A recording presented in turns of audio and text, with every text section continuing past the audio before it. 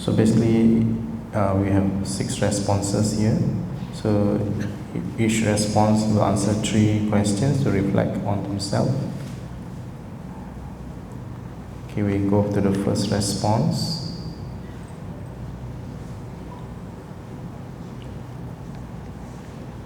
I will go individual, but it's submitted anonymously.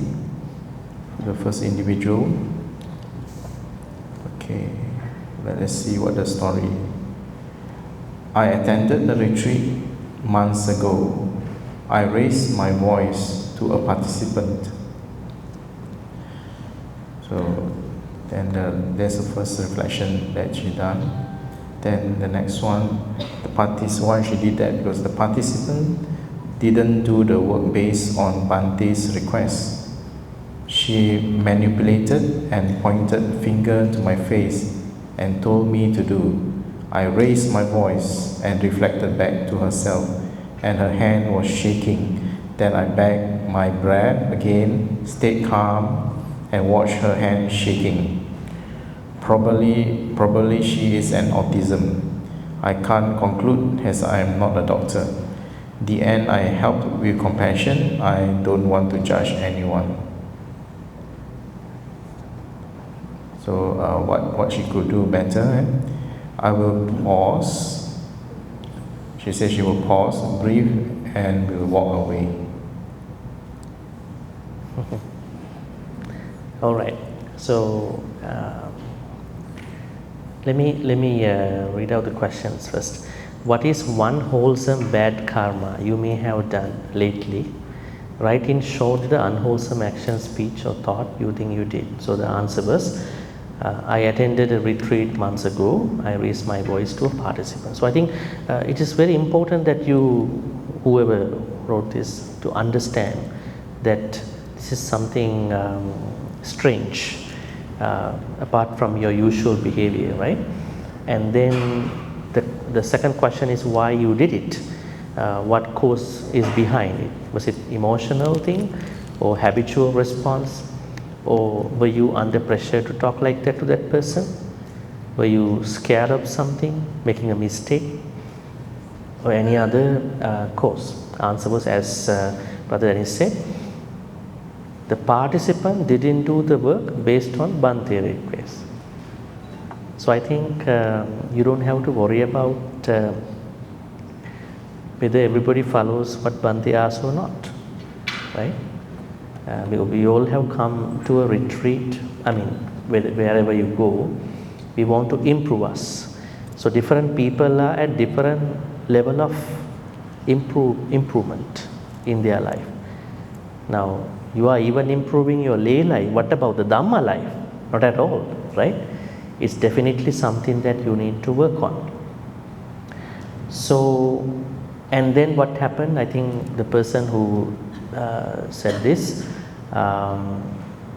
was reacting or responding to the person and raising voice.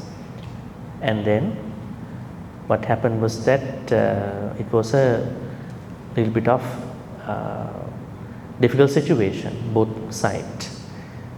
And finally, what is interesting is that you come to the right point. You understand, you understood that you should not judge anyone, because everybody comes for a retreat to learn, improve. Some people may display their own certain things that they want to improve, they want to get rid of. So I think let us make a space where everybody learns, rather than we don't want to judge anybody in the retreat, whether the monk or whoever tells to do this and that. It is up to the people who are coming here. Then everybody feels safe, secure to engage in the practice. Maybe they might be doing it after they go home, not right here. So it's good that you understood that you don't need to judge anybody.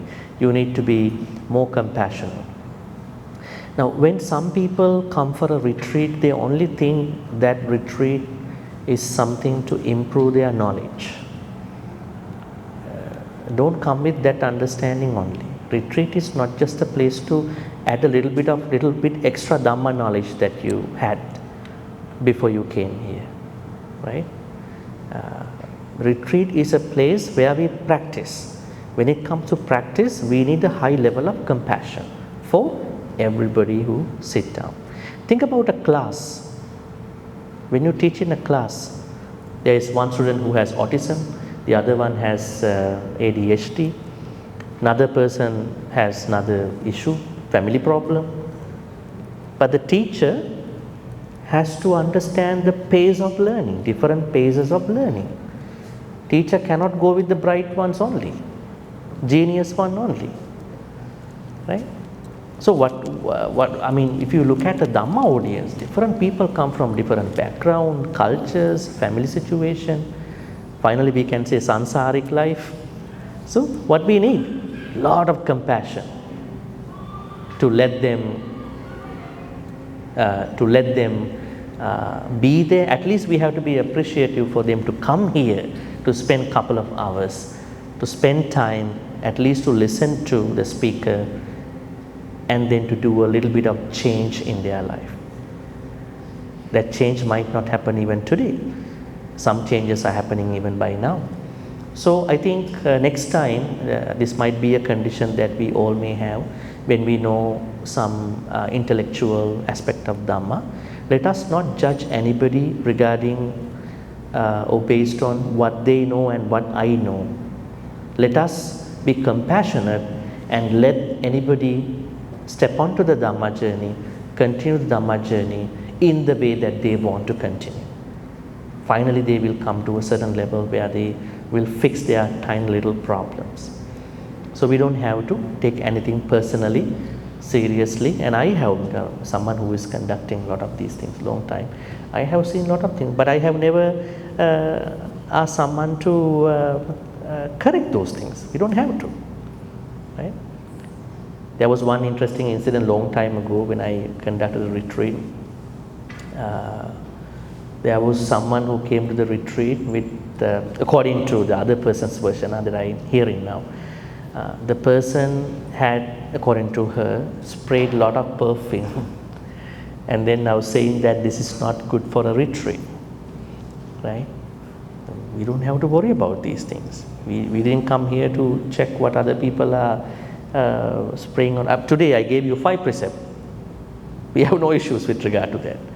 You don't have to worry about eating after midday. I know you are not eating. Why to give the precepts separately sometime? You are not eating here, right? You are busy here, busy learning, practicing, right? And when I asked her version, what she said was that she has a natural body odor. That's why she sprayed the perfume. And she said, what I understood was that she has a lot of metta for everybody. That's why she sprayed the perfume. So she feels everybody else should practice this retreat in their own way, in a comfortable environment. So then, that's why we don't know the conditions, why people are doing as such. So we need compassion. When you learn a lot of Dhamma, be very careful, you might lack in your compassion sometime, if you don't do it in the proper way. So keep up your Dhamma knowledge with compassion, so we can be more empathetic to every living being, not even here, outside. Dhamma knowledge will help me personally. And if you know real Dhamma, you will be more compassionate. That's why the Buddha had 2 times every day that he is coming out of great compassion, Maha Karuna. Every morning, every evening, he is watching who can I help on these 2 moments. Are we doing that every day? We don't have Maha Karuna. But are we at least thinking, who can I help today? Since the morning, or are we thinking who to bug today? Disturb today? So where are our knowledge about learning from the Buddha's life? I always say we have to learn from the life of the Buddha before we learn about what he taught us. Because when we learn about his life, then we understand he went through these challenges, he went through these happy moments. This is how he managed his things. So I think we don't have to judge anybody. We don't have to always think I am superior than you because I know better than you. That understanding makes me into a bad karma, mana. That simple understanding, misunderstanding. So let us encourage everyone to learn. At the same time, let us be more compassionate towards other beings. So I think if you had thought that way, this small scenario would have been prevented at that point. But anyway, you have come to the right point. And finally, what you are saying is, what could you have done differently to prevent this situation, bad karma? Next time I will pause, breathe and walk away. But my question is, does that suffice? Is it enough for this issue? You only walk away, so you are good, you don't see them. But I think you still have the problem. You might be angry at these people next time. So I think you need to fix this issue by getting into right view. Try to improve compassion a little bit more than how you have now. So you can tolerate any situation.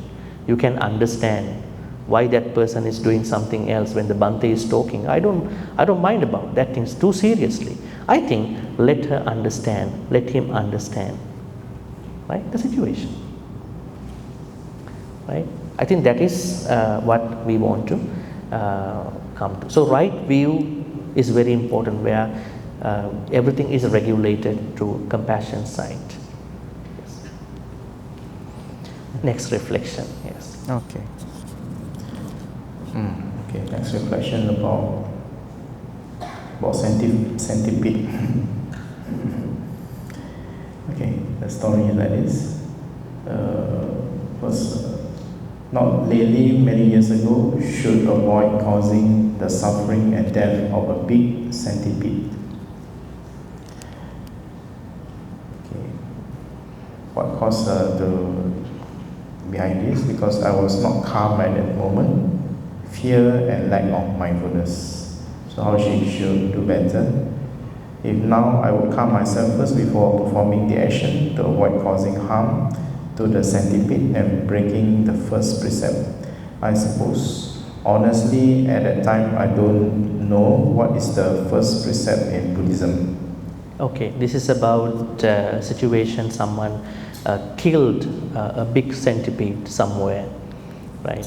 So we don't have any spiritual excuses, but we try to understand the problems as they are. So I understand, and we all understand, the person who is mentioning this was not very much aware about the first precept, killing a sentient being, especially these kind of insects, was a breaching of the first precept, right?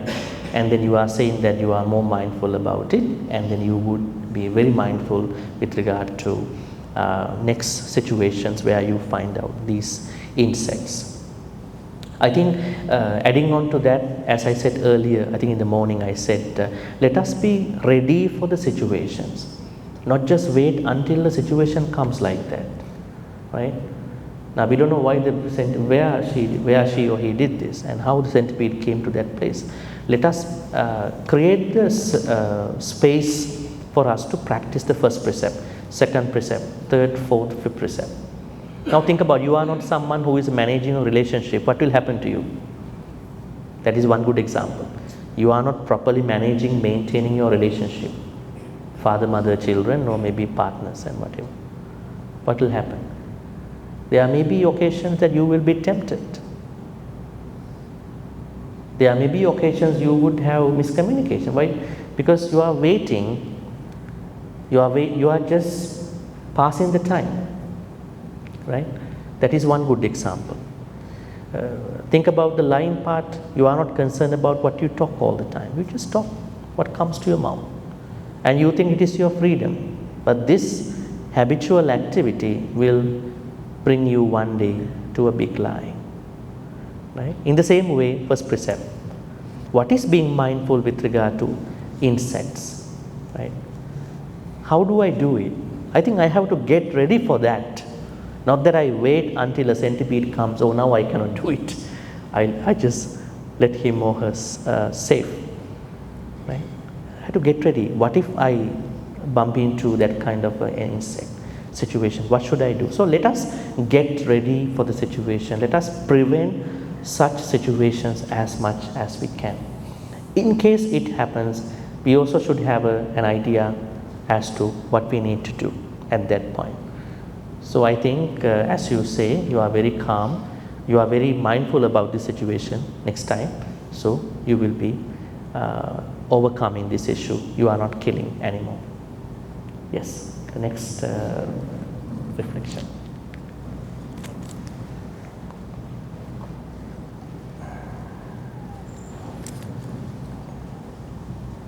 Okay, it's about the brother.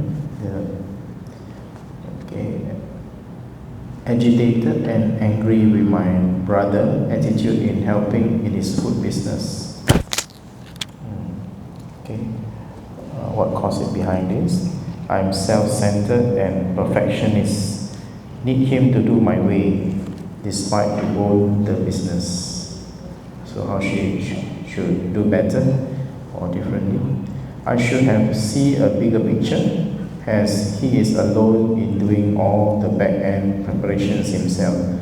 Did not understand his limitations or assistance he is challenging. If I could have understood his challenges, and I will not react such manner and be more supportive to him to lighten his work. Okay, interesting. This is about somebody who was thinking that my brother who owns a business should listen to me, he should follow my way over his way, right? So, and the person understands that I have a problem with regard to perfectionism. Have you seen such people? When someone is a perfectionist, they want to bring that, spread that perfectionism over other people too, that they shouldn't have done that, right? Even you can't move an item in the house. If you move a small item in the house, you become very much angry about it. Why did you move it? It should be there. That's the right place for that, right? You have come to that kind of perfectionist level that will cause a lot of suffering to you, because you are not living alone, right? You live with somebody, so you have to give the space sometime, right? So I think perfectionism is a narrative that was asked by the Western society on success to us, not from the Eastern world. We understand we err, and we may make mistakes, but we try to do better. We don't have to be perfect in Dhamma practice, but we try to do better. So then we understand we are perfectly imperfect. That understanding helps us to grow better every day in compassion and wisdom. And then the person understood that I should have seen the bigger picture of what is happening. Maybe my brother, actually you should not have put your fingers on that too. And at this point, the person understands that my brother may go through his own challenges. I think being able to see the bigger picture is also a Dhamma quality, right? Why people become perfectionists? Because they cannot see the bigger picture. They only see the tip of the iceberg. So when you only see the tip of the iceberg, if you think this is the iceberg, you may be wrong. The real iceberg is beneath the surface of the sea. So what we need to understand here, as you properly say, I have to see the bigger picture. Let us see the bigger picture of our life, especially of the people who are giving us challenges, or the people who we think that should follow our own way. So we can have a smooth, safe and comfortable situation to work with those people, right? Yes. And then the fourth one.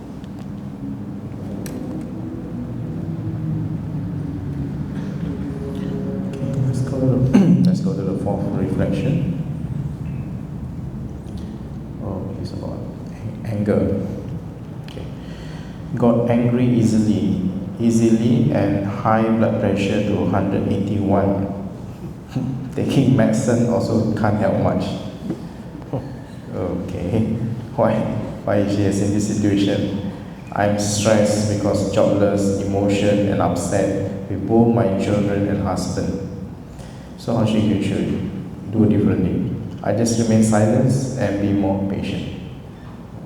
I should tell you a little bit extra advices to this, adding on to this. I think I know you can maintain the moment. That's what you are doing. I remain silent. On one hand, you are in a dilemma. Your high blood pressure and your anger. You are switching between these two. Taking medications also don't help because you are too much bothered by the situation. So I know you are managing. You are barely making the minimum at this point in your emotion side. But may I say something about it? Why are you angry? This is what we have to find out. Even in our life, when we look back our anger, we can trace out the causes of anger. Think about 10 years ago when you don't know any Buddhist teachings. What was the level of your anger on a scale of 1 to 10? Perhaps very high. Maybe 20 years, 10 years. Maybe you may be coming to the temple, but you don't know some little Dhamma knowledge. When someone says something to you, you talk it in little bit higher quantities about it. When someone is angry your anger will be double. When another person is angry at you, your anger may be triple at that point. But later on, slowly when you understand life, you think, these things even should have not been used for anger. I shouldn't have been angry for these tiny little causes. So that means first try to trace out the cause of this anger. Perhaps these are little things that you shouldn't have ever become angry, rather than you just discard. Maybe you don't have a slight knowledge about certain aspect of life of different people. Right? So that is number one. Number two is that you say taking medications also don't work. You have to have a medical advice for that, definitely, because that's a medical situation, definitely. That means you are too much bothered by your anger. You never know where you are going after that. You are pretty much helpless, hopeless with this anger situation. It's a very bad situation. So first, in the Dhamma way, what I can say is try to trace out, why am I becoming angry this much? Is it because of my perfectionism? Is it because I want other people to behave my way, like the before one, the food business, right? Or is it there's something, lack of knowledge about a certain aspect of my family? Because you are kind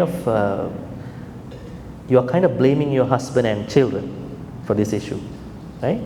One side jobless, emotionally you are very overwhelmed, and then it looks like you are not getting any support from your children and husband. You are kind of alone and they are separate at that point. So I think you need to look at the cause of anger and think about, you are a family. You can't just be like this. You need to talk to each other. You need to find a way how to overcome this. Sometimes you cannot discuss all these things with outsiders too, right? Then the problem will be become worse sometimes when you're going to talk your personal things with other people. So finding the cause of anger, looking at why this causes anger, and thinking anger is not the best solution for these things, right? We have to find out better answers for this. On the other hand, try to create a better communication with your husband and children. I know it might be challenging to you. At least there is a way that you are finding for that. Yes, so I think then there will be a wise answer to this question rather than just being silent when they are talking, when they are acting on it. Yes.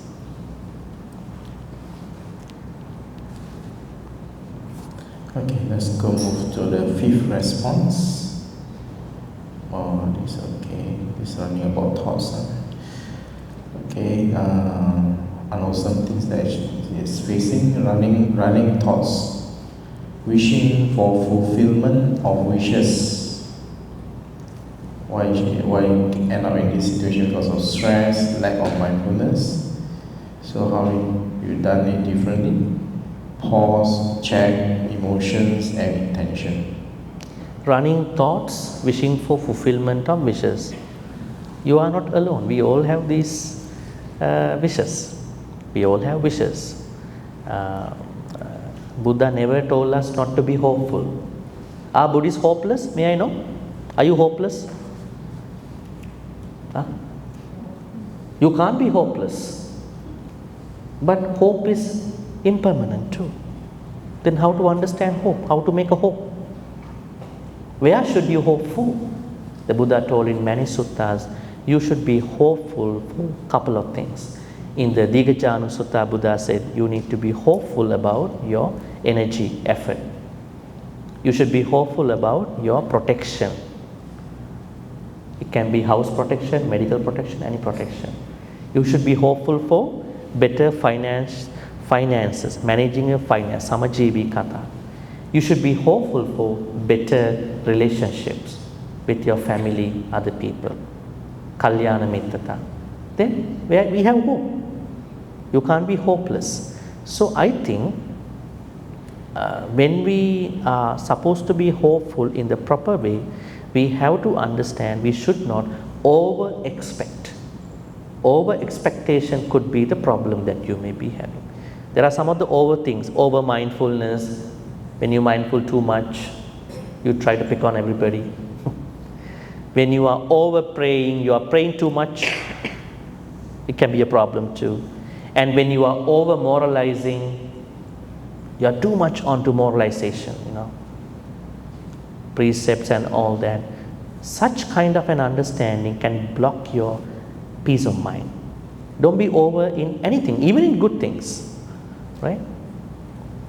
It's like someone thinks that I want to eat or drink a herbal thing because that is very good for my body. What if the person is going to stop eating, drinking any other food, only drinking, eating that beverage every day? Right? Remember a long time ago in Sri Lanka, it's a story, just to make a joke here. There was a time that I think 20 years ago, devotees were offering monks a certain Ayurvedic bottle as the requisite. It's a very big bottle. And they were offering to these village kind of temples. So after some time, maybe 4-5 years after, some of the monks were diagnosed with multiple sclerosis. And when they go and get them checked by the doctors, they say, you have multiple sclerosis.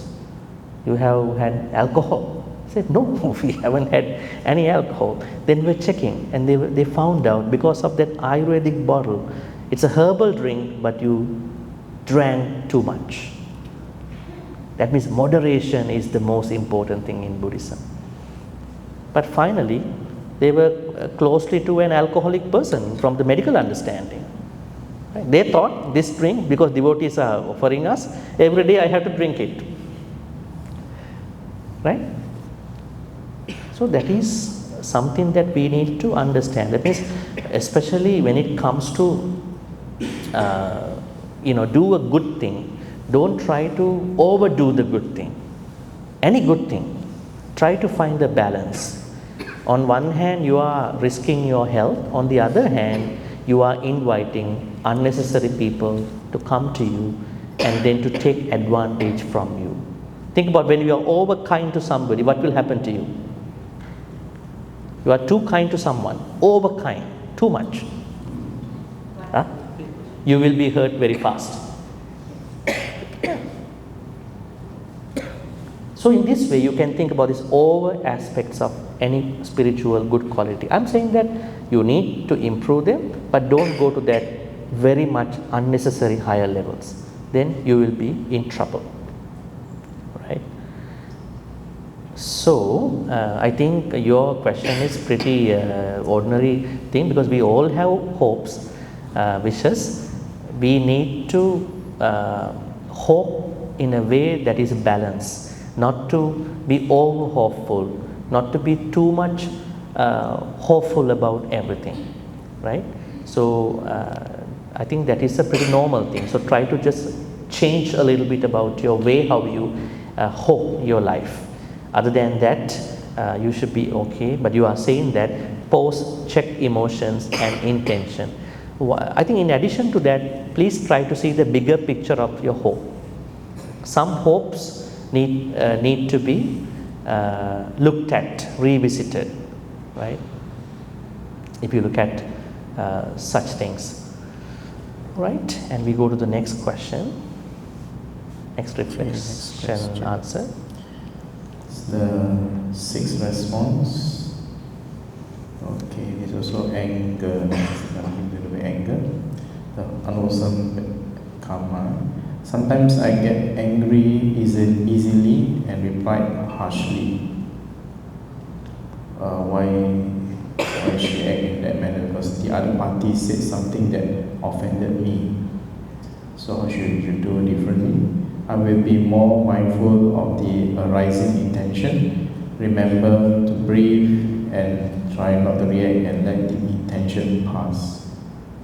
I can add to that answer, why you need to be angry too when someone is angry at you. Why you think you should be angry at that person too.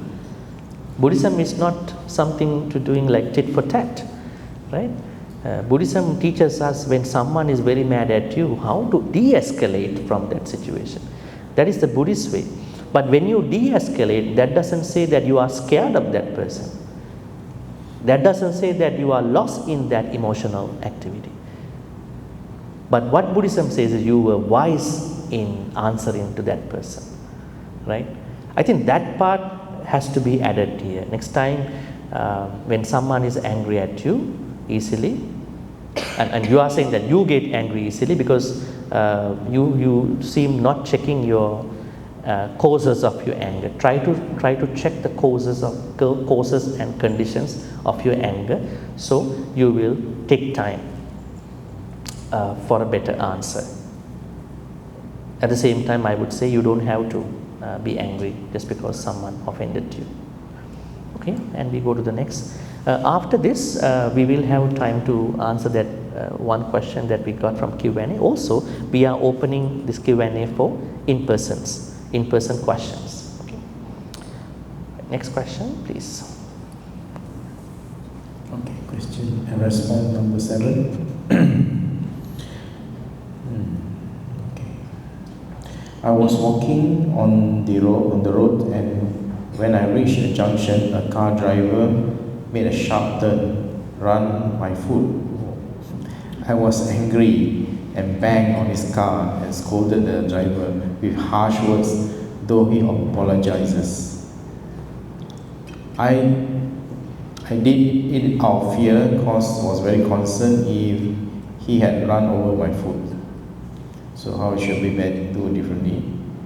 Maybe to tell the driver to be extra careful and explain to him what will be the consequence if he had run over my foot. Be grateful that the driver managed to brake in time before anything happened. Wow, interesting. I'm happy that you are safe now. So that's my initial impression, because he only ran over your foot, not because if slightly changed, he could have run over the whole body, right? I don't know how you walk in this junction. Were you properly managing to walk on a pedestrian crossing or something? I don't know about that part. But anyway, you are saying that he ran over your foot.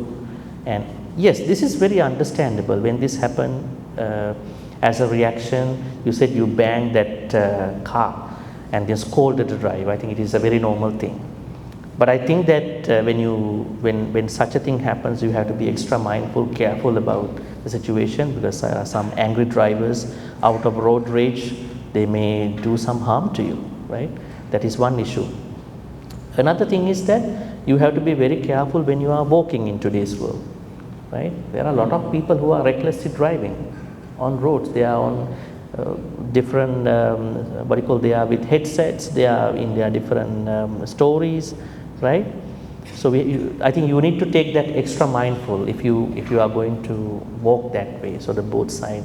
Well, this is a very clear situation, but you are saying maybe to tell the driver, I don't think it will happen again. It should happen. It will happen again. I think let's leave that like that. Second, I'm grateful that the driver managed to brake in time before anything happened. So make it as a very narrow escape in your life, and never let this happen again, and try to take care of yourself. Other than that, we don't need to describe within the situation. Then you should expect another that kind of a situation in your life. Yes. Next one. Okay. This is something about the Musa unwholesome speech. Okay. Gossip about my daughter-in-law's uncle to my son. Why she did it? Oh, okay, I shouldn't be so. I was not mindful and shared the gossiping behavior of her uncle to my son after listening from a friend.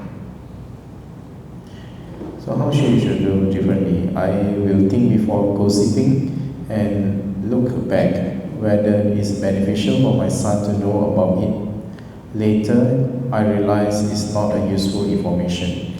Next time, I won't be excited to share useless information, but pause and think first.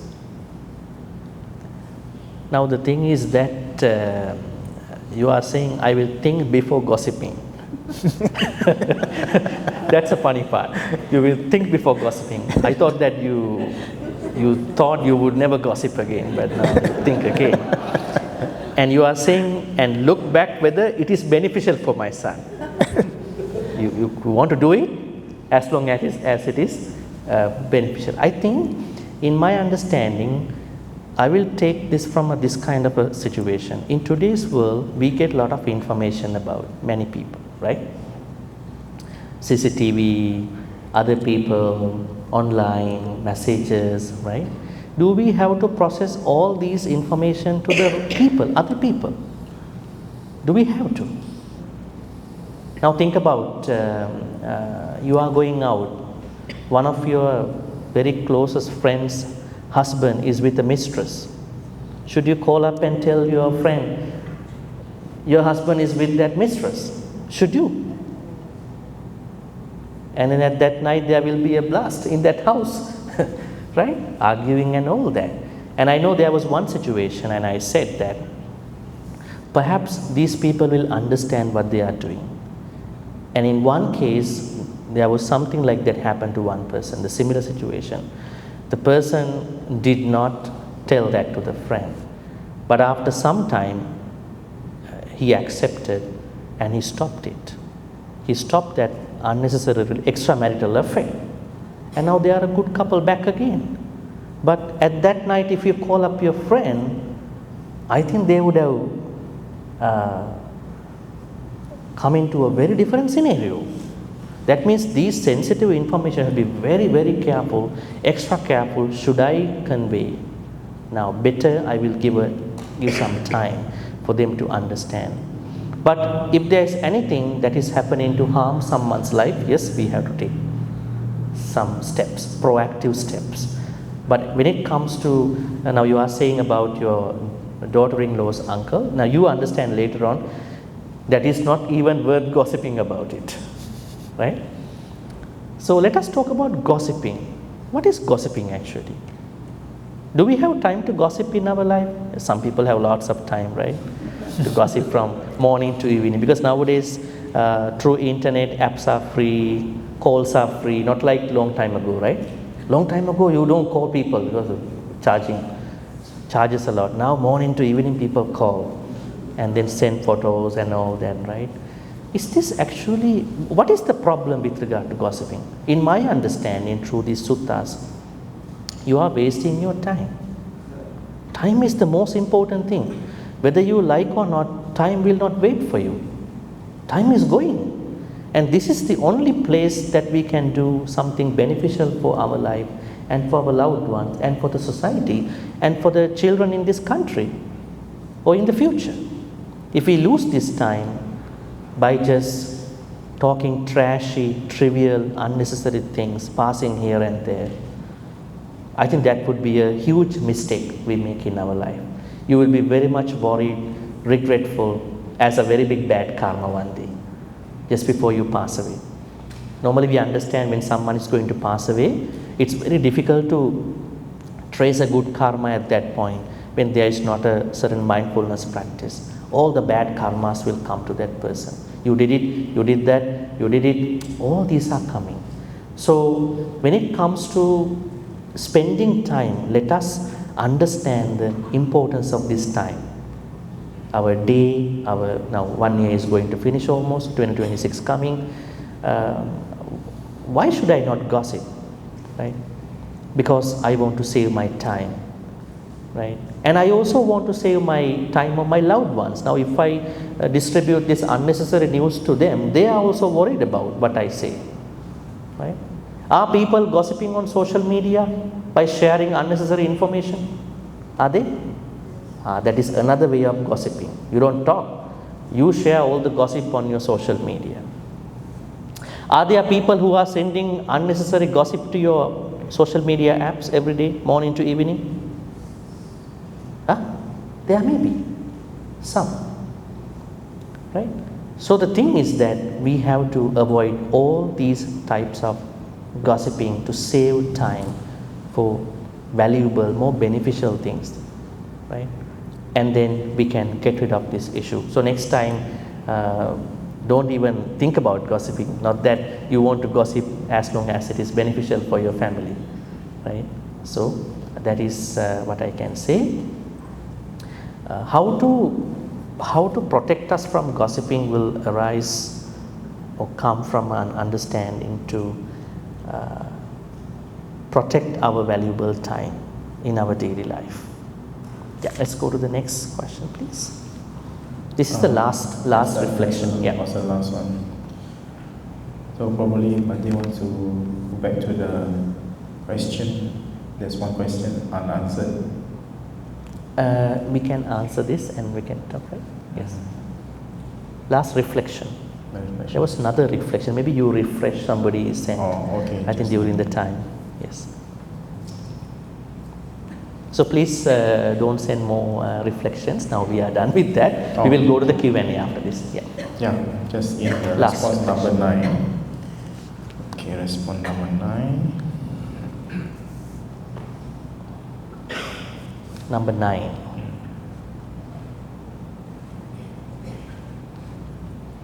Okay, let's see. Oh, this is also something with anger. Angry and curse my close and trusted friend who actually convinced me to invest my savings in a business and later went bankrupt. Oh. I was stressed due to the loss of my hard-earned saving. So why she scolded because of stress.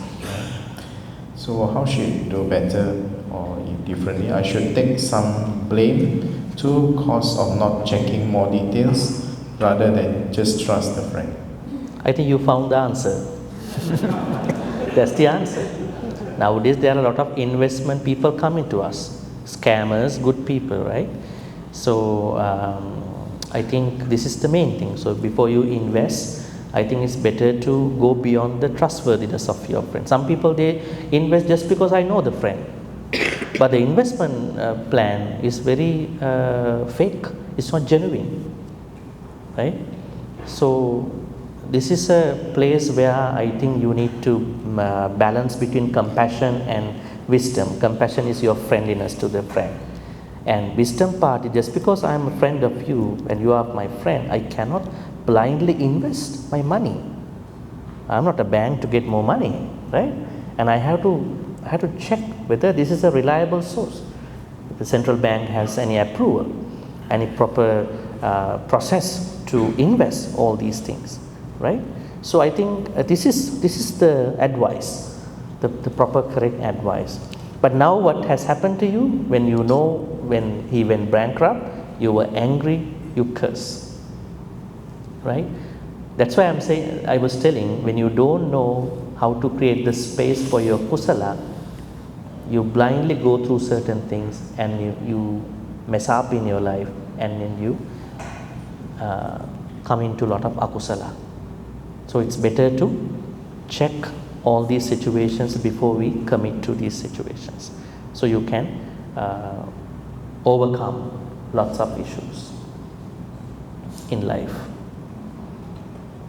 Think about, there was one incident in a retreat that happened, and someone had a breakup with the other person, And then at that point, the reason was the other party was cheating on somebody. And the person who was sharing the incident telling me, and I made a curse on the cheated person. My curse was, may you ever become single because you cheated on me. And she said, he's still single. And asking me, should I have metta now? I said, you curse and you're asking me whether you have metta or not, right? This is the problem. When you gave up, you gave up. Why you want to curse people? We have to move on, right? You think that you are entitled to something after that, right? That's why I think when you make plans with other people, you have to check whether I should commit or not in the long run for money, business, investment, relationship, children, other things, right? So that is a Buddhist way to do things. Buddhists are not randomly go and, okay, I'm going to be a part of your team. No, Buddhists can do that. Buddhists have to look at the causes and conditions before committing to anything. Because causes and conditions can arise anytime, change situation anytime. So when someone knows causes and conditions of any risky or maybe dearly situation, that person can overcome any problem that can come at any time in that life. All right, I think the reflection part is done at this point. We will move on to the Q&A and the question we got last time. Okay, we go back to the Q&A. Here we have 3 new questions. Yeah, 3 new questions. So the first new question is flower bathing taking an amulet from a Bhante? Can I believe that it can clear the bad karma? I have to see the question from my side too. Let me see. Right. Is flower bathing taking an amulet from a Bhante? Can I believe it can clear the bad karma? Oh, you are asking, is flower bathing or taking an amulet will clear my bad karma, right? Is that? Yep. Yes, yes. Well, flower bathing is not a early Buddhist activity. I think it's more like a Thai Buddhist activity that they are doing. And in Buddhist in normal temples like this also, monks are sprinkling water, right? After the chanting. It's a normal thing. So I think if you look at from that aspect, this flower bathing might be an offshoot of that activity. But there is no clear way to believe that just because you are flower bathed, you will be clear of bad karma. I will give you an answer for that, a story. One day when the Buddha was walking near Ganges, how many of you have been to Ganges in India? I see, it's a very large river, right? He was questioning from some of the Brahmins that why are you taking shower from this river?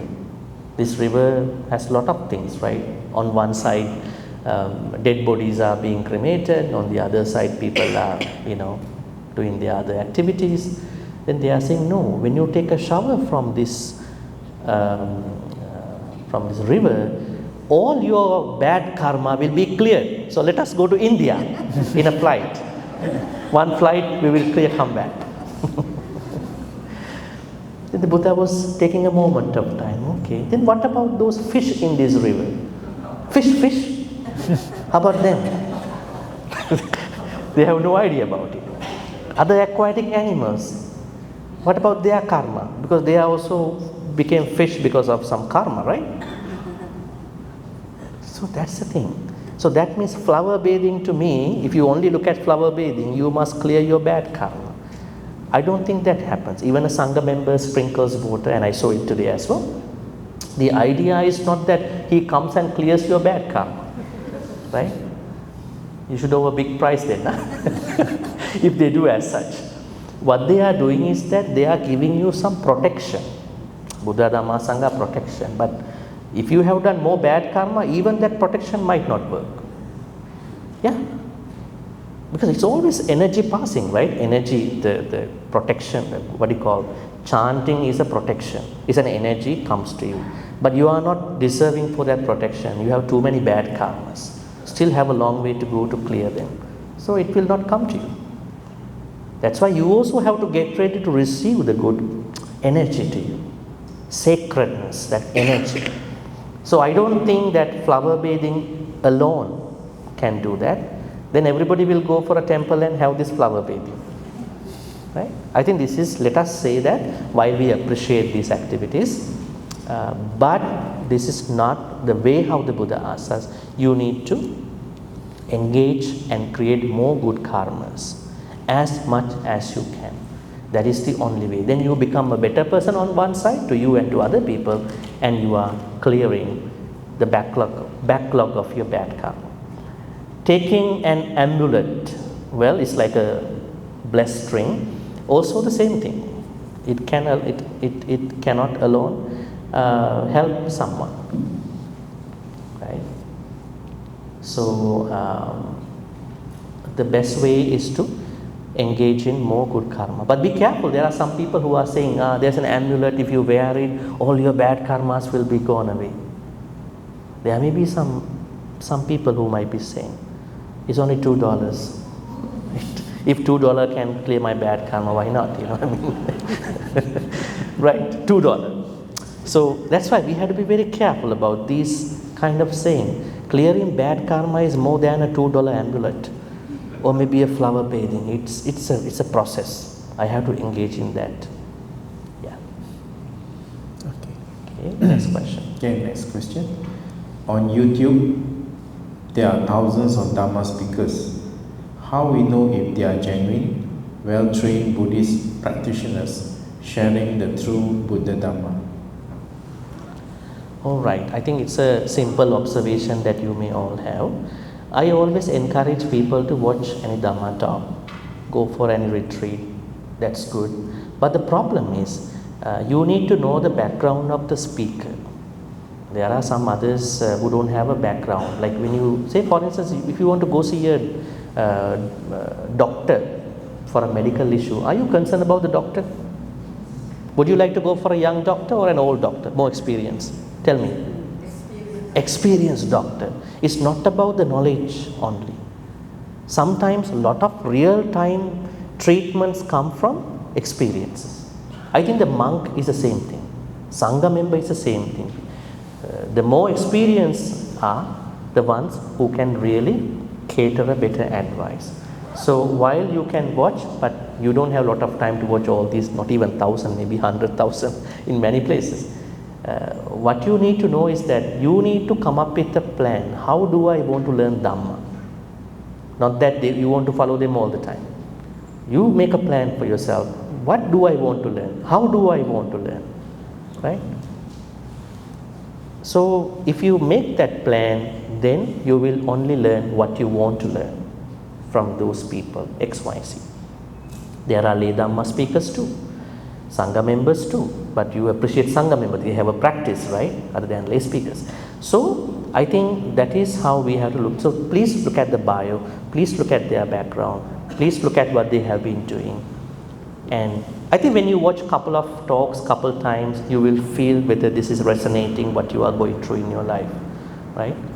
So I think that is what I can say. And other things that you are not allowed to check the quality of the monks and nuns, that is not your part. But at least you should have a certain way to understand what do I learn, what do I want to learn from this particular person. I think I always say you make a custom plan for you.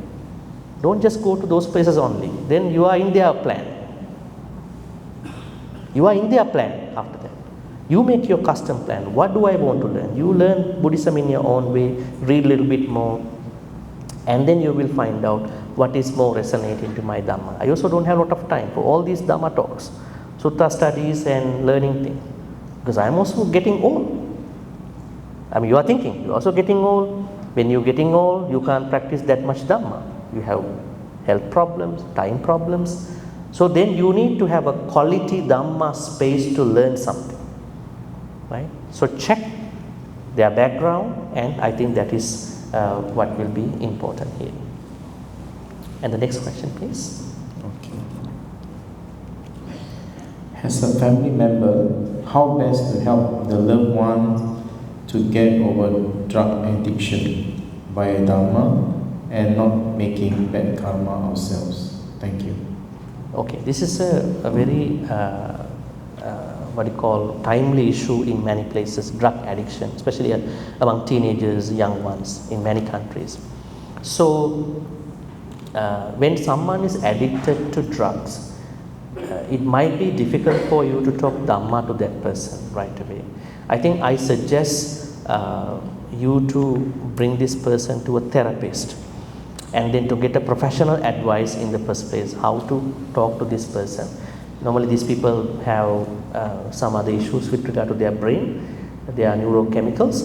So I think that could be the first approach. While your family member is within that treatment, then as how he or she progresses, then we'll think about what kind of Dhamma advice that we can instill in that person. Otherwise, the situation can become very violent also, right? That is why I'm saying don't try to talk Dhamma in that simple manners with that kind of a person. So I think keeping the safety and a long-term plan. I think that's all the questions we got from Slido, Yeah. right? Yes, Let us open up this for the crowd here. Okay, any questions you got about clearing bad karma? You are welcome to raise your hand. Brother Danny will send you the mic. Brother Danny, or maybe we can ask someone to be on the other side too.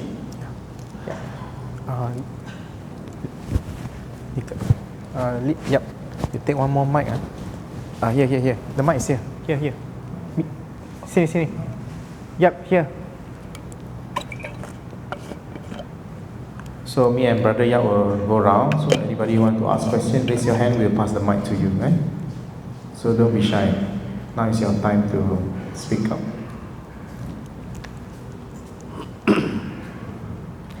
So when you pass the mic, can you give the camera mic to Brother Danny, the one you are clicked here? Yeah. Just hold it for her and the other one too. Yeah. Good afternoon, Bhante. Can this good karma and bad karma, can it be contrast? I mean, bad karma contra with good karma. Can it be contra?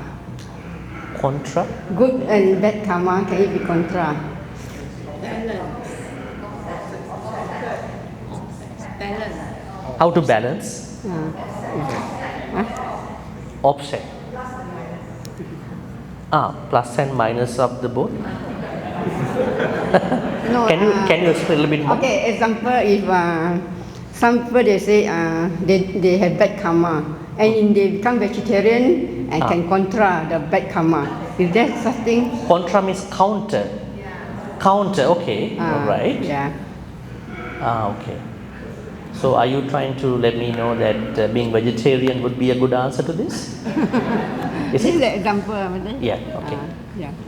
All right, that's a very good observation. Well, we all have a choice to become a vegetarian, even a lacto-vegetarian or a vegan. But karma will not be cleared just because of just depending on what we are eating, right? Then all the cows will be clearing bad karma within a week of time. Cows, they never eat meat, right? Are they eating meat? No.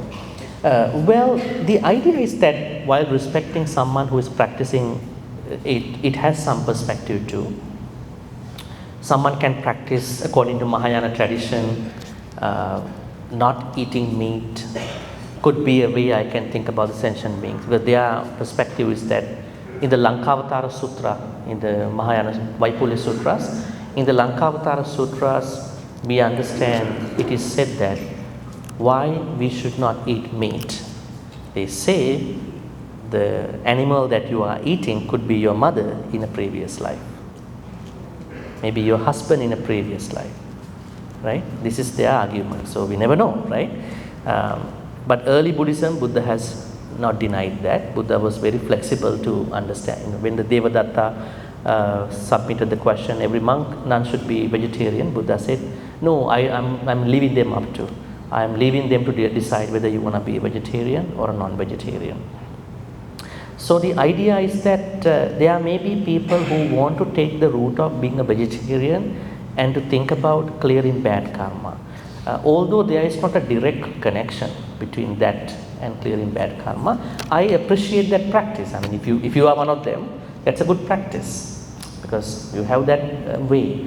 But in order to clear the bad karma, you have to go beyond the diet. Only diet cannot solve this problem.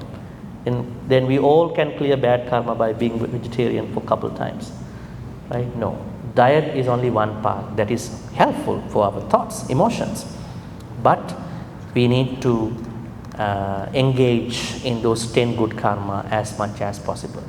Which one is more challenging, not eating meat or doing those 10? That's the thing. Yes. Well, if you can become a vegetarian, that's good. And I think that's healthy too, I think, for the body in today's world. So, to counter the bad karma, the best way is to engage in those 10 good kusala or good karma. Yes. Like that, over here. Yes. Bhante, may I ask, how do we clear past karma? Because the deed has been done. So what we could do now is to prevent the ripening of the vipaka. So Bhante, please advise. Okay. How to clear the past bad karma? That means it's a very good, I think what you are saying is that it's a very good positive feeling now. You are making sure that no bad karma will happen from today onwards. So I only worry about the past karma, right? Right? That's a very good feeling. I mean, I think if you can carry that feeling, okay. You know what other religious people did for this? When Buddha was passing a group of Niganta, Jains, and Nigantas were doing certain things. Most of the Nigantas are naked. And Buddha is asking, why you are naked? Because we don't have attachment to the clothes. So we don't want to wear clothes. What do you think about that idea? I want to practice simplicity. Why should I wear clothes? If I don't wear clothes, I don't have to go and buy branded clothes in a mall, in a shop. I'm not bothered by that. No, Buddha is a very flexible person. Don't practice extreme things. You will never practice Dhamma. You should wear something. Right? But they were saying, we are not wearing clothes. So we are giving pain to the body now. Not wearing is a pain, right? Animals can bite, weather can affect our body faster, right? A lot of problems, right? Second, the Buddha saw these people are naked in the extreme hot sun. Pigmentation, then other issues with regard to the sun. Even in today's world we know skin cancer even can come, right? And also Buddha saw they don't eat for many years. The body, they can touch their belly when they touch their back. They can touch their back when they want to touch their belly. Buddha also did these things, right? For the 6 years. And then the Buddha asked, okay, so you are saying you are giving pain to the body to clear bad karma. So how much bad karma now you cleared off? Right? They said, hard to say that. But we think something is happening now. Are there people who are thinking that giving pain to the body, I want to suffer myself, so I think I will be happy one day. It's like an American narrative, hard work and be happy later on. Earlier, I'm talking early Euro-American thought. But nowadays, not all the hard work people get better in their life. Then the person who is collecting garbage on the highway should get better all the time. They are hard-working people, more than all of us. Nowadays people have to smart work with the brain. They have to approach the audience those hidden audience. They have to create opportunities. So, the Buddha said, you won't be able to clear bad karma this way. You will never clear bad karma this way. Giving pain to the body will never clear bad karma. This body has to be protected. Take care of this body. Why is it? Where is our mind? In this body. If you don't take care of this body, more pain will go to mind. Think about a moment when you are very hungry. What will happen to your mind? Huh? Tell me. When you are very hungry, does it affect your mind? Yes. Ah, that's why. Hungry, angry, yeah? That's why we have to take care of this body adequately, not too much. Adequately, we have to take care of this body. What about if I don't take care of my body with regard to food, sleep, my emotions? What will happen to me? Lot of problems will come to me. Sicknesses, emotional imbalances. Then I will not talk to other people nicely. All these problems we talk about, reflection, they all come from issues like that, right? If we go through these people, they might say, no, I didn't eat that day very well, so I was very angry, right? Right? And I was not having a good time with my family because my emotions are exhausted, so I had to become frustrated. So all are finally going down to the body problem. So then the Buddha said, giving pain to the body will not clear the bad karma. Also giving lots of happiness to the body will not also clear the bad karma. Then what do we need? Majjhima Patipada, middle path, noble eightfold path, where we eat not too less, not too much. See, that's the most important journey that we all have to follow. So what the Buddha said was about past karma is that what can we do for the past karma, past bad karma? Once again, keep doing good karma as much as possible. Every moment. Don't waste any moment of time without engaging in a good karma. That's the only way. Then how do you know? One day your life feel very comfortable. I think I feel better now. Then you know that you can connect the dots. So keep doing good karmas, stay committed, stay consistent to that practice. Okay. We have 8 more minutes for any other questions. So please raise your hand if you have a question. Brother Danny will.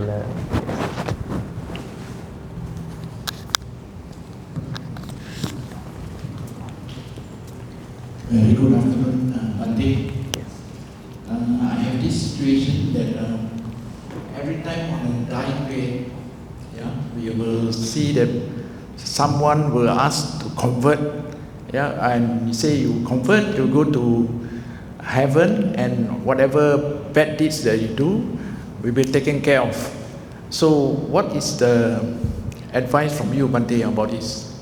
Which basically they're trying to say whatever karma that you do will be clear up, and then you go to heaven.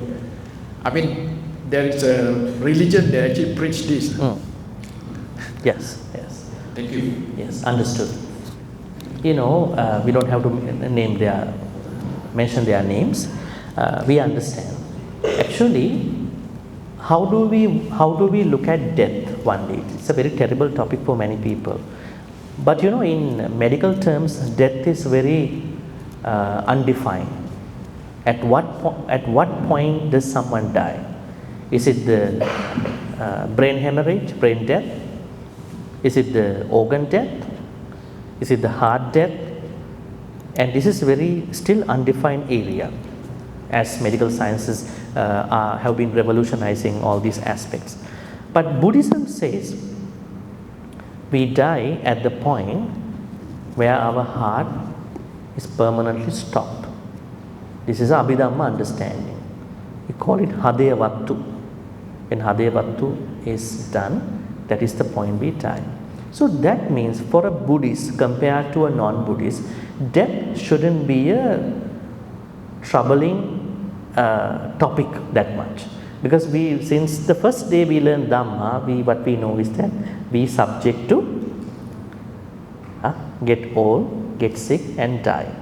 And we have to happily embrace those moments because we have to get ready for that. But what is happening to someone just before the death is that, I don't know the situation you are talking, maybe a hospital sometimes. There are certain groups that are communicating with the wardens in those hospitals, and they want to approach the patient and they want to know how many more days will the patient survive. This is one thing they want to know from the wardens. And with that knowledge, they approach the patient. Actually, patient cannot talk. You know what will happen to a patient by that time. But they are talking something to that person in their own ways, and the person dies. And now the problem will, the real thing will happen with the relatives. And those people are saying to relatives, your patient, your relative, just before the passing away, became X, Y, Z religious person. So what? Now you have to do the things as necessary from our religion. Well, I think that's why we need to be very conscious about these situations, right? That is a religious practice, you know, in their religious practice. So you are asking how to prevent this situation, or what's the thought on this conversion? Basically, the situation is like that. The person is dying, and this group will come and talk. Let's say you convert. When you convert, you go to heaven, and whatever bad karma you have, they will take care. So that's why we hold this retreat today, so you will never get to them. One day when you die, if those people approach you, you can tell your relatives, I don't want to talk to these people. I have a clear understanding about marana-nusati, recollection of the dead in the Buddha way. I know what is it like. I'm not dying to be reborn in a heaven, right? And I'm thinking about my merits, what I have been doing, and the enlightenment perspective as well.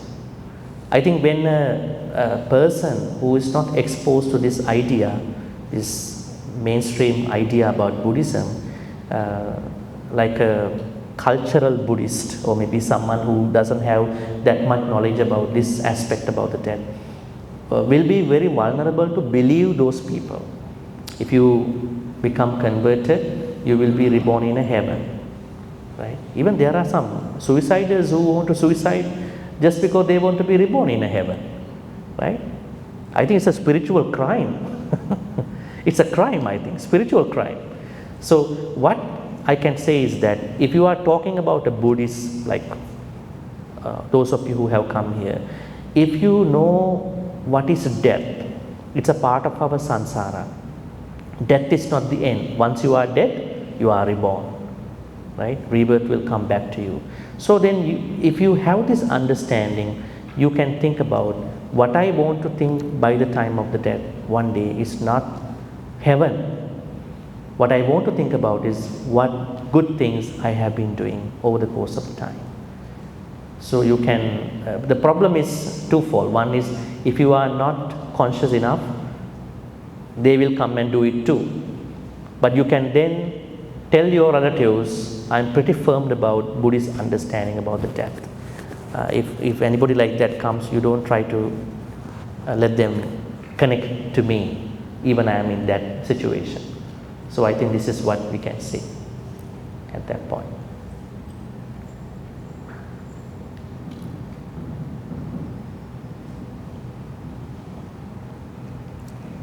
There's two, yes. Can you take the small mic too, please?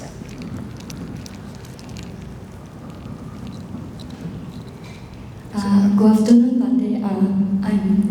I'm Josephine. I just want to ask because I most of the time doing charity, so I go to visit orphanage home and then OKU center. So sometimes when the critical moments the OKU children or the old people, where people abandon them in critical life and death, where there is no ambulance, they already feed 2 times and then lying down there. If I go and help, what should I do? Try to do chanting and then let it go peacefully, or keep on call ambulance, follow the ambulance and save them? Is it every time I do like that, I fall sick? Is it I enter into their karma? Sorry, I don't know. That's why I'm asking.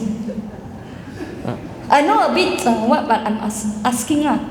Okay, it depends on the situation. If you think that connecting to paramedics or ambulance could be a viable option, speedy thing that you could do, you may do so, because you can't take their life to your hand at that point, right? So that is number one. Think about other options which you can do in case of in that time. What could be better options? Calling ambulance, or you want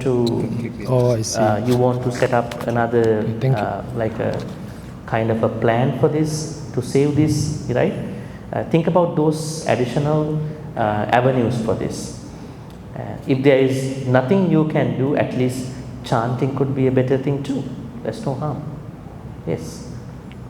So when you want to help someone who is having a very hard time, try to maintain your compassion.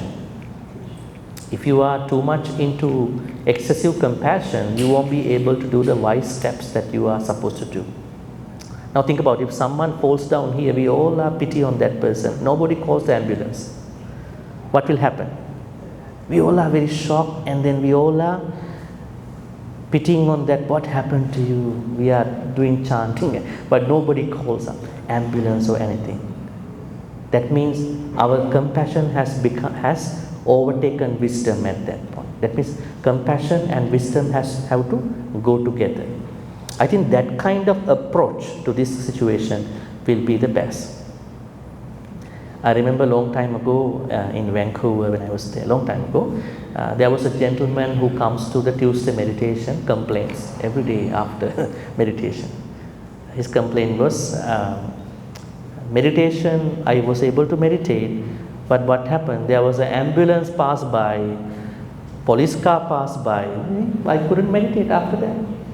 Okay, he's a little bit senior person, by that time 75 years old. I knew that there would be no way to convince this person in the way how we can talk. After 1 or 2 years of this incident, he came to 8 precept program, full moon day program. Then that day, around I think late morning time, he had an emergency. So he fell down, like you are sitting here, he fell down. So then nobody could lift him, but anyways, so people called. The same ambulance that gave him the disturbance came to the temple. And then they brought him back, and there was an additional paramedics came, brought him back. And later on I explained to him, earlier you couldn't be compassionate for those people that they are carrying to the hospital, right? Emergency. But look at what happened to you. This can happen to anybody. Every time when there's an ambulance passing by, why can't we give a compassion towards the patient inside in that intensive unit? So let us think these situations differently than selfishness. Not that you trouble my meditation, but the real meditation during that time is giving compassion to that patient in the ward. The police people, why are they making us fun of the sound? No, they are going to an emergency somewhere. They want to protect somebody. They want to do something, right? So I think this is the thing that I want to mention, that for the solution for this issue, try to look at both compassion, wisdom, mixed answer. It could be calling up the emergency, ambulance, or maybe you can, if you are working at a certain organizational level, think about making a group of people who can help these individuals. At the same time, if there's nothing going to work, at least chanting is better, at least.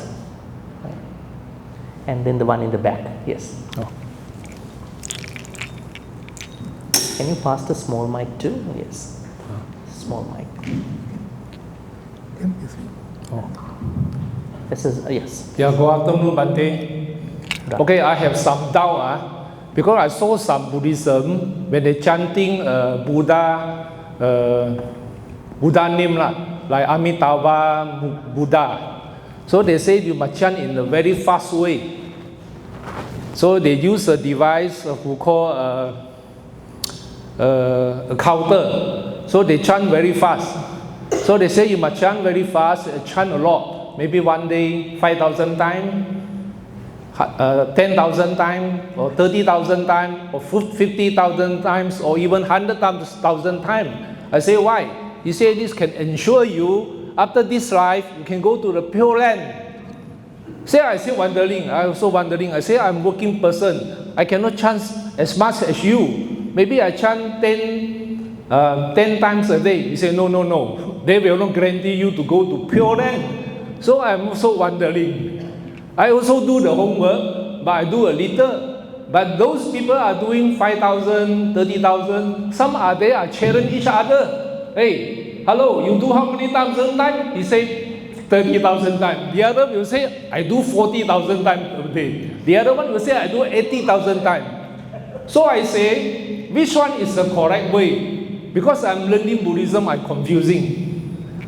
Some say you must take vegetable. You take meat, you will not go to Pure Land. Wow, I say, so many regulations, guarantee I cannot go like that.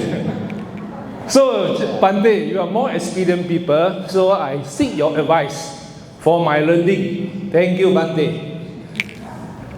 First of all, thank you for ending our Q&A with Pure Land. I'm happy to, very happy to answer this question. Well, Sukhavati, Sanskrit name is Pure Land, and this is a tradition, a Buddhist tradition that came in later. And they have a belief that there are two Buddhas living. One is the human Buddha, Shakyamuni, who passed away, and they have a eternal Buddha, Dhyani Buddha, meditation Buddha called Buddha Amitabha. So, according to, now I don't know, did you mention that, are you a follower of that tradition, or are you just trying to do it because you want to go to Pure Land? That was not clear. Myself is in the learning stages. Learning stage, okay, that means you believe Pure Land. Yes. But the problem is you can't chant as many. Oh, no. Because I don't want to compete with them. Okay. Because I want to learn the correct way. I don't think they are correct. Okay. Because they are every day chasing the numbering. Great. I don't know whether they are chasing the Pure Land or chasing the numbering. Okay. If like that, they need to buy Magnum already. Okay, I think you should look for a good advice from someone who is coming from Buddha Amitabha tradition. There are many places. I'm not an expert about Buddha Amitabha tradition. Maybe they may have a better, easier way for you to do this. Especially you are worried about competition, that they are pushing you. If you don't do it, you won't go there, right? So I don't think you have to be a part of this competition of chanting. I think you are not the only one who chanted this Buddha Amitabha word. I think a lot of people who are doing it. Try to find an original, authentic place, a good temple where they do it in a practical way. I think that will be the answer to you. Not get bothered by these competitions. Actually, they are competitors now, right? You don't have to become so. Yes, try to reach out to a temple where they have a very tangible, amenable practice that you can practically do it. All right. Okay, please go ahead.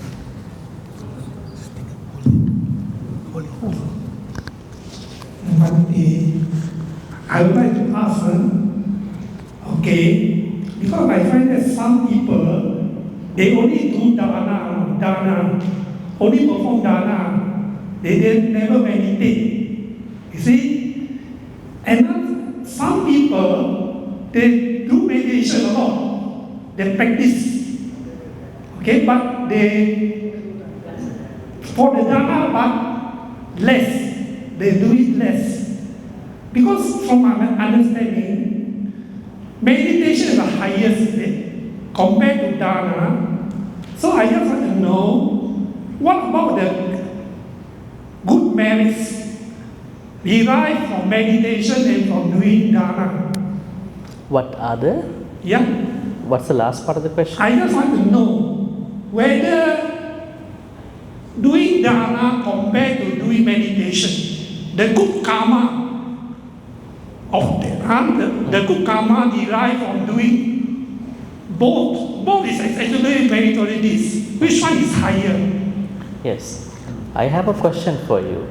Where did the Buddha separate dana from meditation?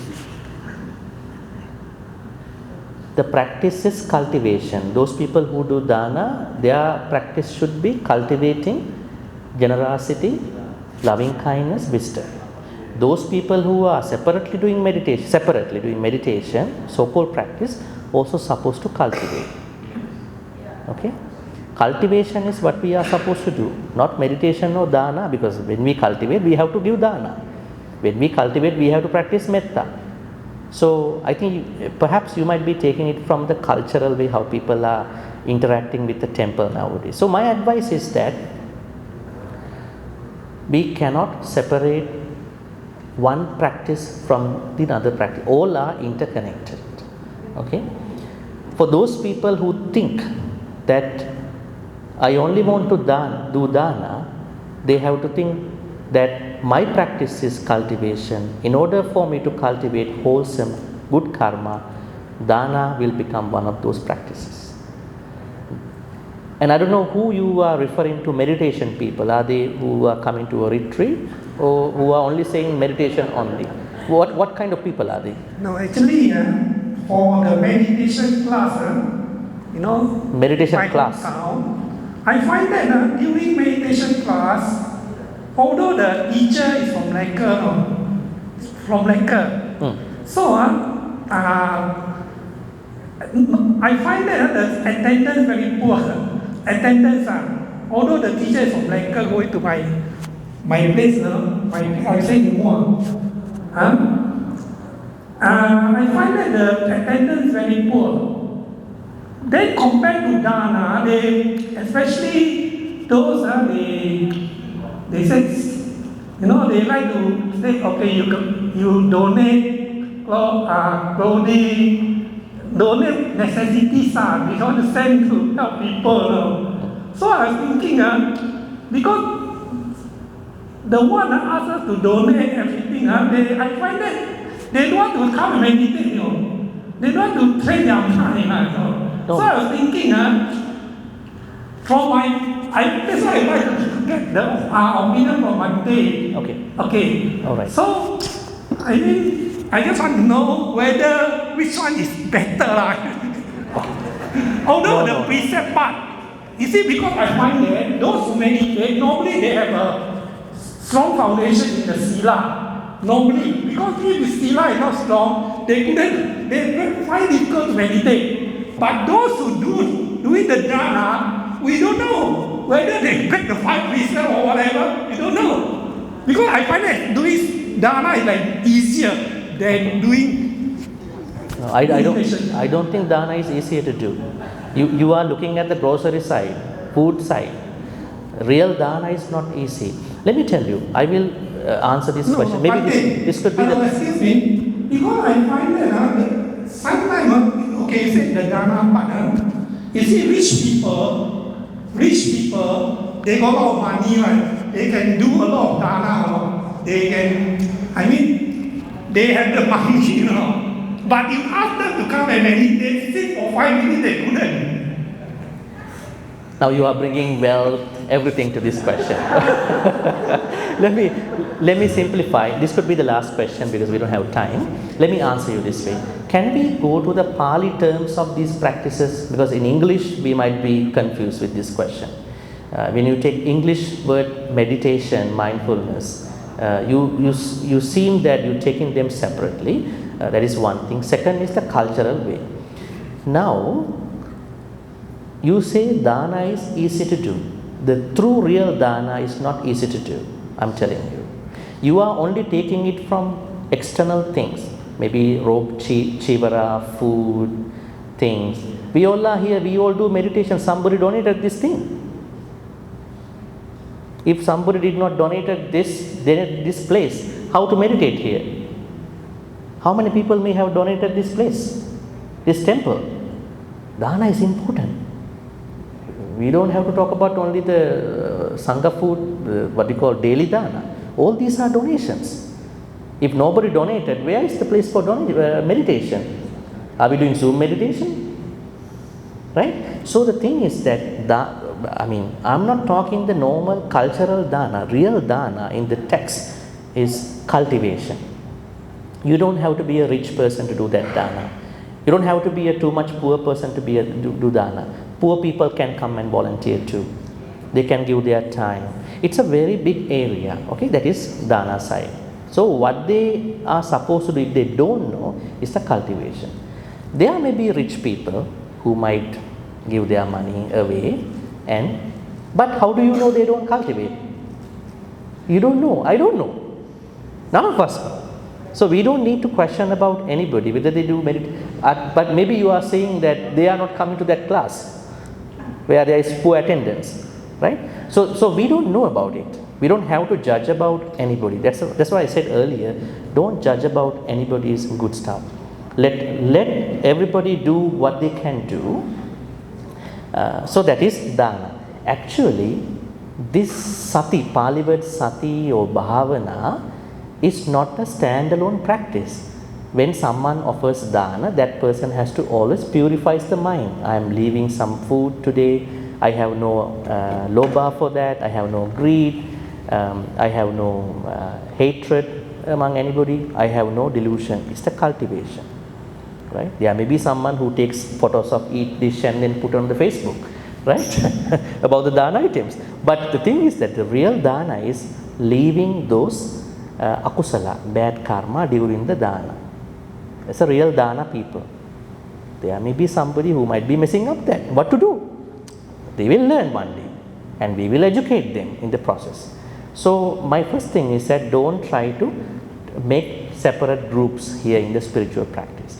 We all have to give dana. We all have to practice cultivation, right? But there are certain people who are more serious than other people.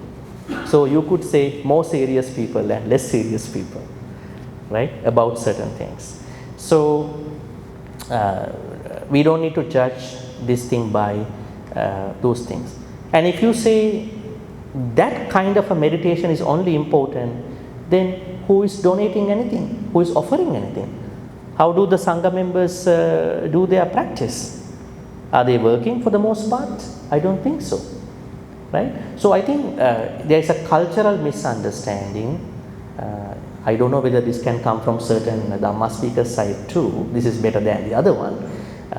We have to understand cultivation of kusala is the main thing that is happening through dana, through sila, through whatever. So that is how we have to look at it. So we have to educate everybody for that. All right, I think with that, let us go to the transference of merits at this time. Before the transference of merits, I want to say I'm very thankful to SKE management. I think Brother Kimsi was somewhere here. Yes, and this is our fourth retreat in the last couple of years. The first retreat which I did was in 2024 January, which was managed by Brother Veeramani, who passed away just before the second retreat. He was organizing, and we have to think about him too. He was very ardently helping us to manage all these things. And the second retreat we did was I think in May or June last year, And again, the last retreat, third retreat we did was in November before I moved to Manila in November. So, and this is the fourth retreat. And there are so many people to talk about, but there's no time. I'm basically thankful, grateful to Brother Kimsey and all the Sangha members as well.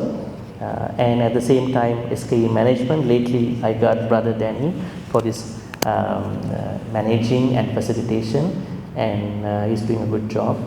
And for everybody who made time to come here to learn something new, something that is not what you know by today morning, and you are taking away a lot of stuff.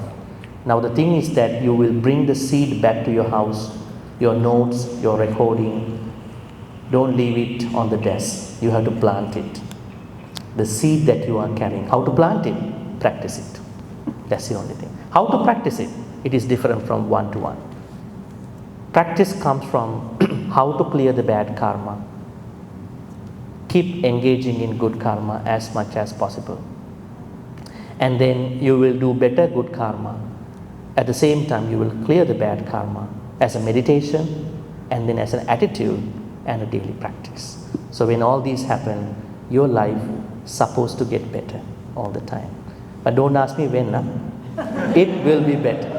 We have the hope. We have the highest hope in our practice. So with that in mind, let us think about all the good karmas. May all the good karmas we've been making today on this December 7 retreat on clearing bad karma be transferred to all the departed ones who passed away in the name of all of us, including Mr. Brother Veeramani and all the others who passed away in this temple. By donating to this temple, by expecting this place would be the benchmark hub of the spiritual practices in Melaka. And anybody who passed away in the name of all of you in your life so far, and anybody who is expecting good karma from you in your samsaric life, it is a perfect time to think about all of them. May all they be able to receive these good karmas. May they be happy. May they attain the supreme bliss of Nibbana. Sadhu, sadhu, sadhu. Idang me ñāti nang hotu sukhita huntu ñātayu. Idang me ñāti sukhita huntu ñātayu.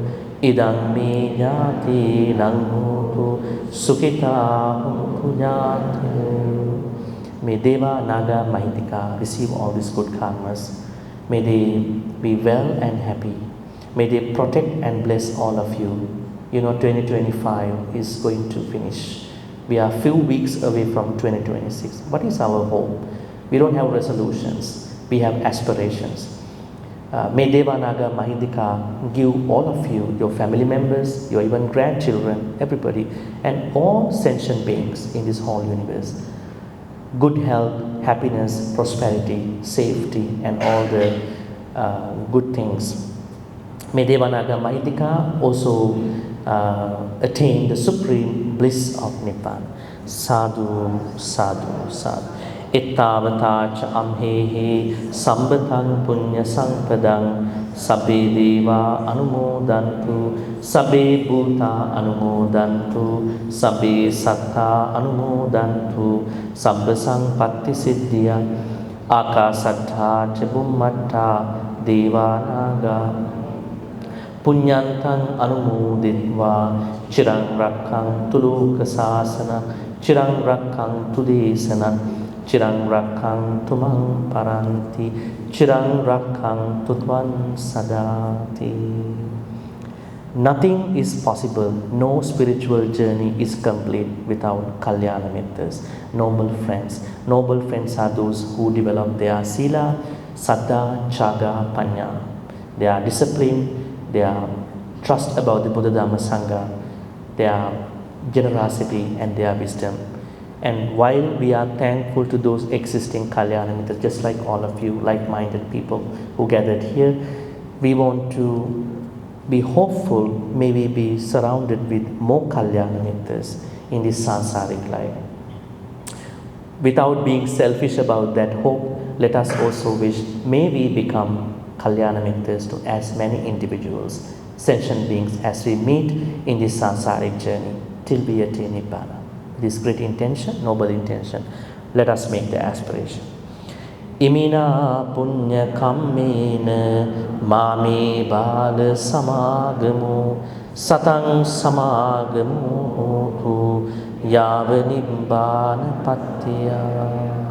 Finally, may all the good karmas, we were talking about how to clear the bad karmas, even the talks, learning, discussions, all that about clearing bad karma became good karmas.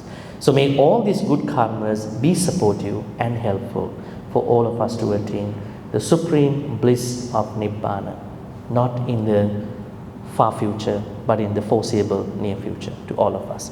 Sadhu, sadhu, sadhu. Blessings. Abhivadana siddhissa niccang vaddha pachayino chattaro dhamma vaddhanti ayuvanno sukhang balang ayurarogya sampatti sagga sampatti mevacha ato nibbana sampatti iminati samicchato. Sadhu, sadhu, sadhu. I would like to call upon Brother Kimsey to say a few words before we disperse after a group photo. Yes.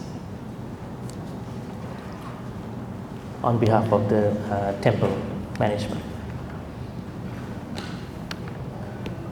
Just bear with us for a few minutes, maybe maximum 3-4 minutes.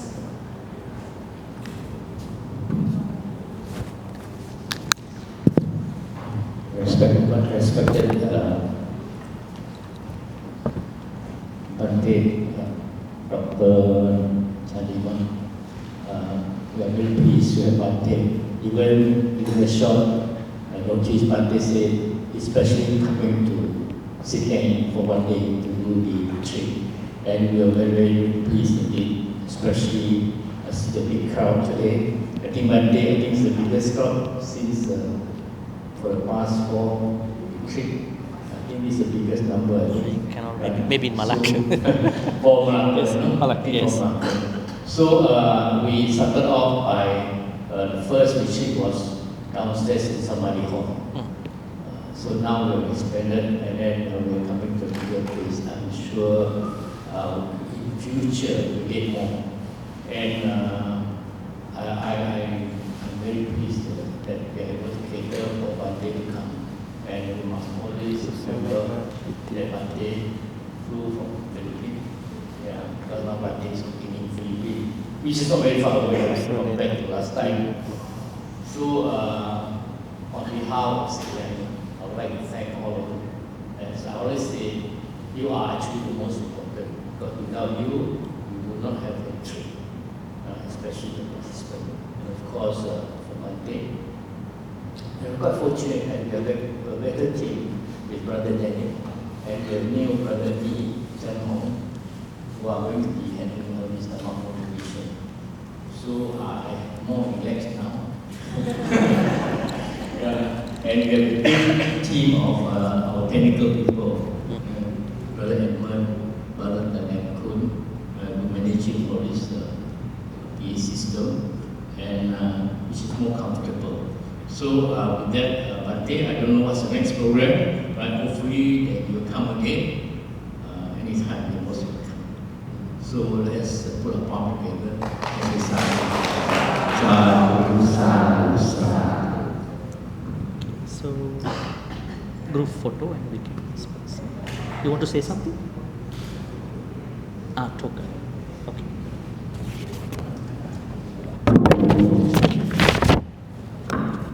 Okay, appreciation to the Dharma verse. We like to show some token of appreciation to Bhante. So I invite our Seck President, Brother Tan Kim Si, to present the appreciation.